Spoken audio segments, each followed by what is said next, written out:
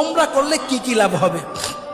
এক নম্বর, ওমরা আল্লাহ তাআলা কোরআনে বলছেন তোমরা ওমরা করো, ওয়াতুমুল হাজ্জ ওয়াল উমরা, এজন্য আমরা ওমরা করব। দ্বিতীয় নম্বর ফজিলত, নবীজি হজের আগে ওমরা করছে, এজন্য আমিও ওমরা করব।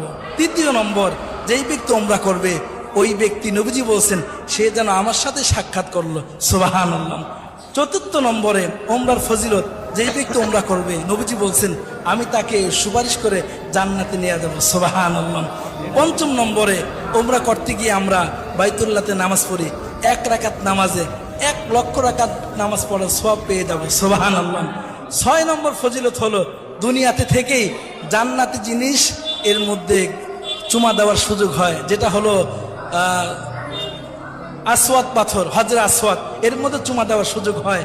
7 নম্বরে, ওমরা করলে জিন্দেগির গুনাহ মাফ হয়ে যায়। 8 নম্বরে, ওমরা করলে দোয়া কবুল হয়। 9